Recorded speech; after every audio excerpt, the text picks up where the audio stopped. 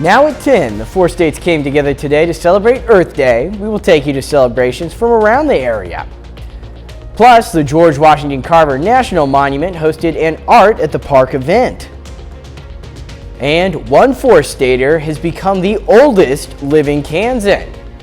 The 4 states' most watched news starts now.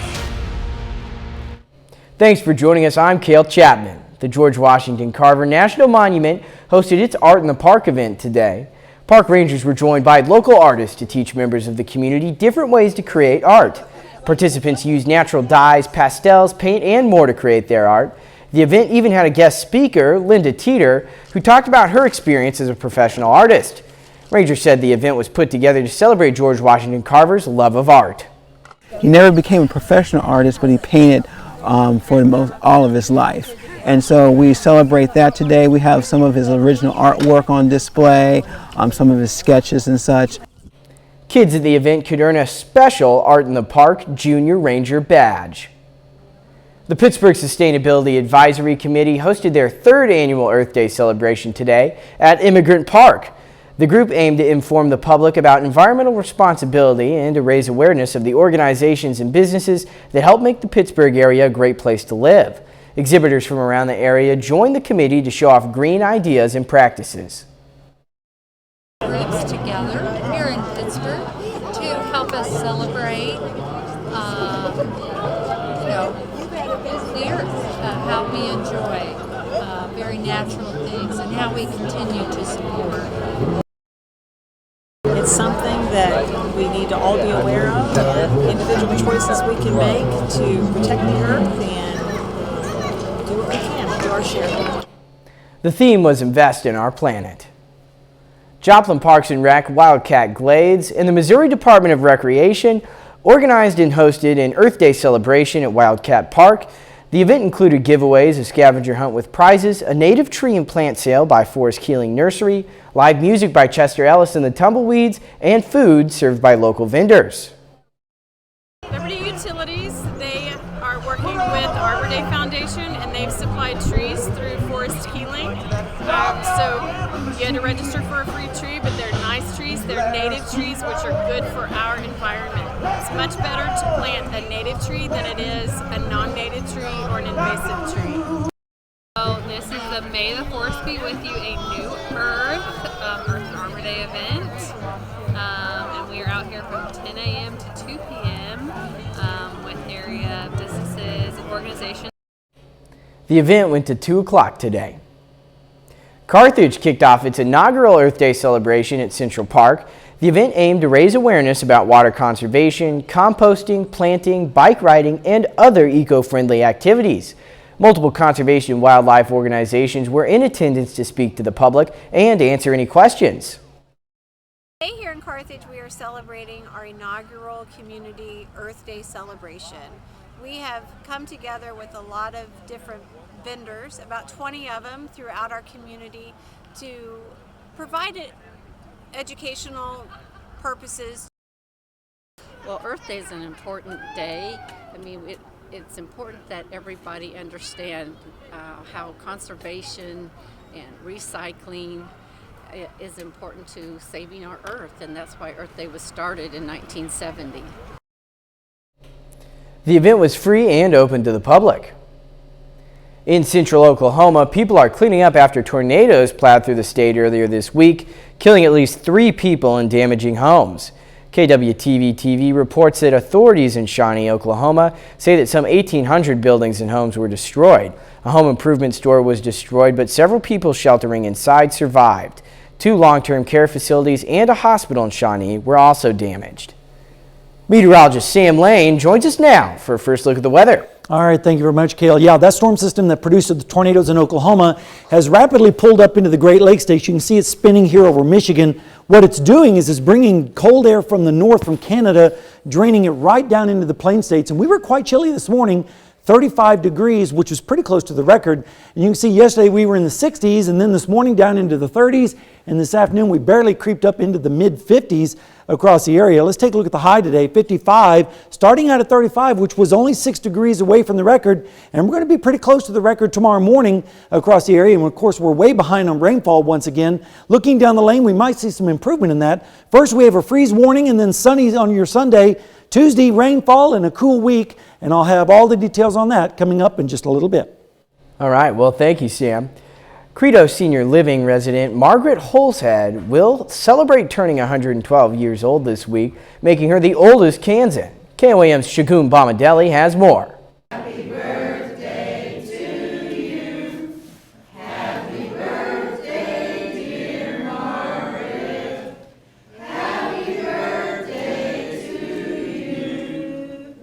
you. As the oldest Kansan, Margaret's milestone birthday is the cause for celebration, not just for her friends and family, but also for our entire community. Family has came, all three of her children.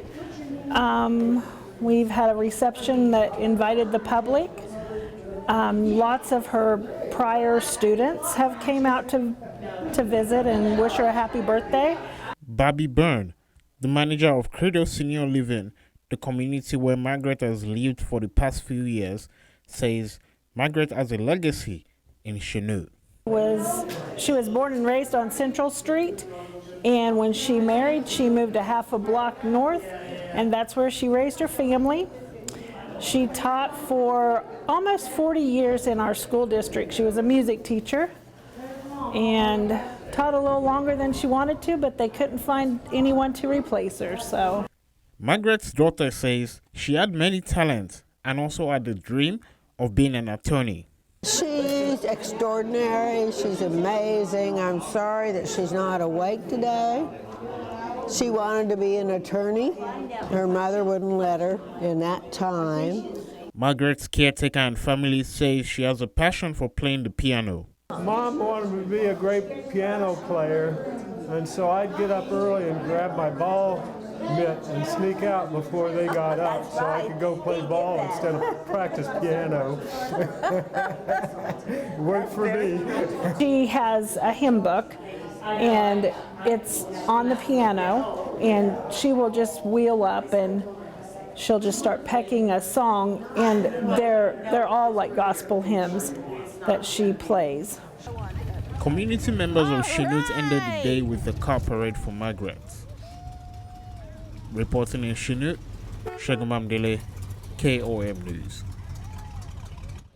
The city of Chanute issued a proclamation congratulating Margaret as she celebrates her extraordinary milestone. Coming up, authorities in Colorado are investigating this strange death of a 20-year-old woman. Plus, protests and community efforts take off across the country as Earth Day comes to a close. Today is Earth Day, which was founded in 1970 to increase public awareness about the environment. Earth Day, founded in 1970, always tries to increase awareness about environmental issues. But 53 years later, many say that there is still plenty that needs to be done to fix our planet, and they point to the problems happening now as proof. On this Earth Day, Southern California residents are flocking to the parks and the shores. But for many beachgoers in Los Angeles County, taking a dip in the ocean is not an option. On Thursday, 250,000 gallons of raw sewage spilled into the LA River and traveled downstream, forcing 7 miles of Pacific beaches to close. That is very sad. And I hope people respect the sign. From contaminated water to severe flooding, Utah's record snowpack continues to melt, triggering floods and landslides like this one that cause houses to collapse overnight. And in the Midwest, the Mississippi River is still rising due to increased rain and melting snow, inundating neighborhoods.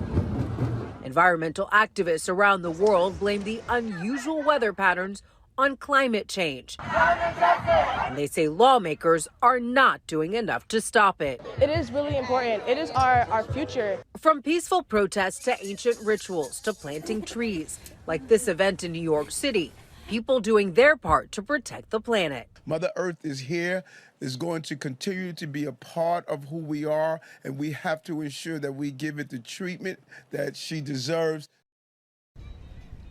Despite posted warnings, some people are still getting in the water. These beaches are expected to be closed until midweek.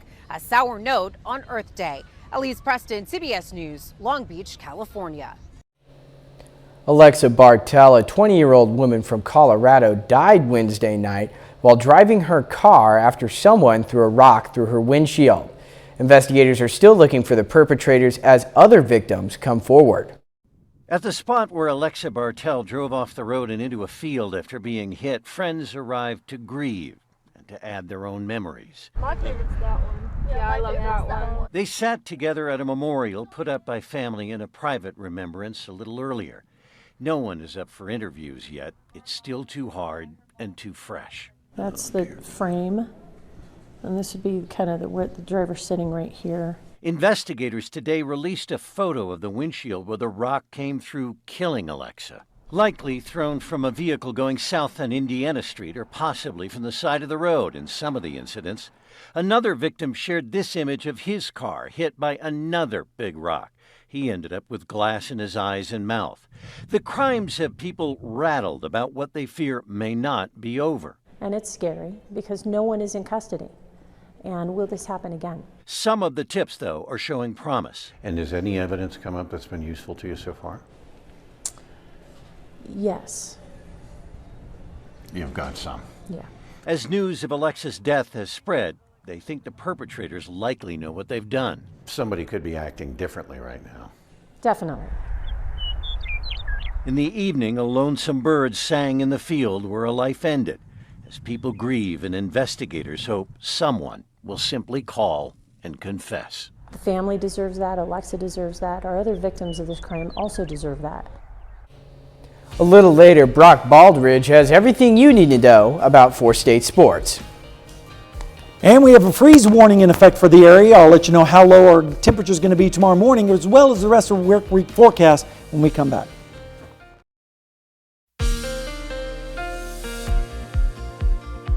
Well, folks, another nice day across the four states. A little bit on the chilly side, especially this morning.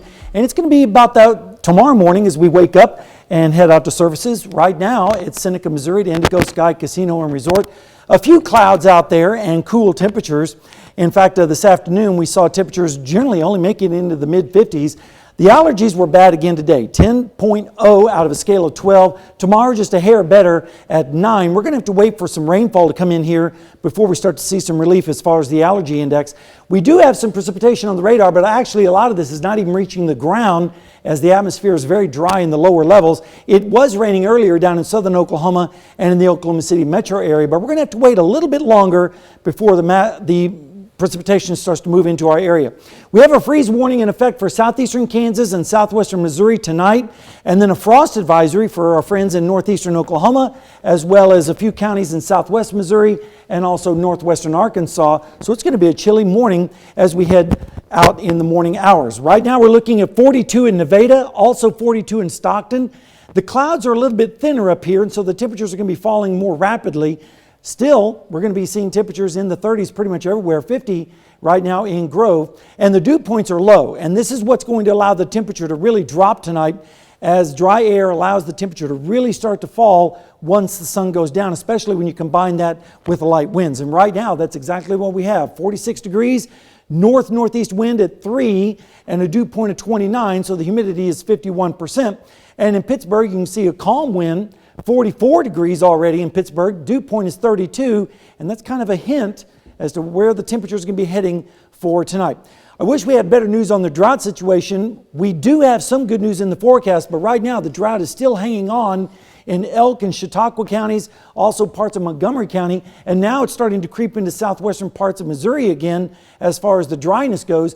But the forecast, if this forecast verifies, we're looking at several inches of rain in the places that most desperately need it by the time we go into the middle part of the week. Some places could pick up 2, maybe 3 inches of rainfall, and that would certainly be welcome, especially for the farmers and ranchers in southeastern Kansas. But tonight, freeze warning in effect. So if you have tender plants out, you need to cover them up, as we're seeing lows in the 30s, maybe even some upper 20s, like in Garnett with 29, mid-30s down to the south. Then tomorrow, mostly sunny skies, a few clouds around, but temperatures should make it into the upper 50s to lower 60s with northeast winds. Then as we go into Monday morning, not quite as cold, but still chilly. Lows in the mid-30s with southeasterly winds. Then Monday afternoon, here comes the rain as it develops out towards the west first and then spreads from west to east with highs in the mid-60s. And by Tuesday morning, a pretty good area of rain across the area with lows generally in the upper 40s. It's going to be cold across most of the country, the eastern half of the country,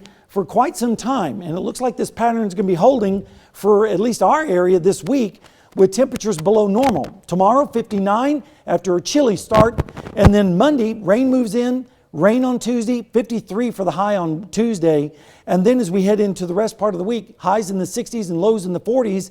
And then next week, we finally dry out a little bit and temperatures get back closer to normal. Cale? Well, yeah, it looks like we could have some showers coming up here. We desperately need the rainfall, and I think we're going to get some. Well, that's good news. Yes, then. absolutely. All righty. Well, thank you, Sam. Still ahead, it's Senior Day on the Diamond for both Missouri Southern and Pitt State softball. Plus, a Missouri Southern Lion breaks a milestone record. We'll go over the details next in sports.